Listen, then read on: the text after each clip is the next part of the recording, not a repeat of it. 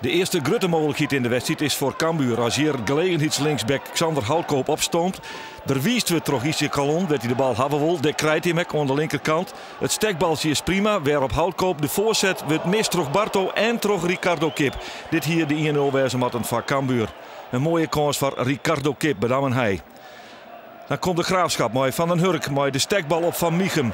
Van Miechem gaat het sprintduel om met Steenvoorden en hij wint daadwerkelijk riant. Van Miechem is hem voorbij, de voorzet komt en daar is de intikker van Fabian Serraar, een oerkommer van Telstar. En hij zet in de 31e minuut de Graafschap op een 1-0 vastsprong.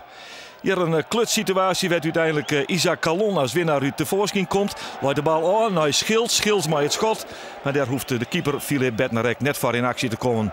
En zij is het 1-0 bij het skoft in het voordeel van de Graafschap. Dat Cambuur absoluut wel mogelijkheden hier om die 1-1 op het boer te krijgen. Hier Rossi, Karim Rossi krijgt een contract tekenen. Hij maakt hem goed vrij, maar het schot wordt pakt door de keeper van de Graafschap Bednarek.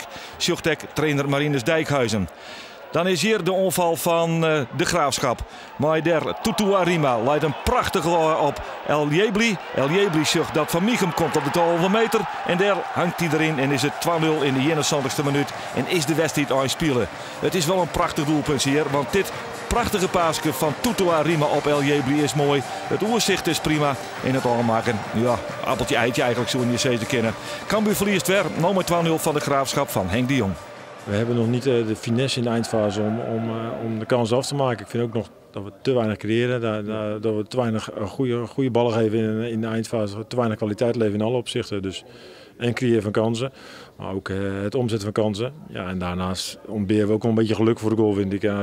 4-5 keer valt hij ook net niet goed daar zo. Die fase zitten we ook eventjes.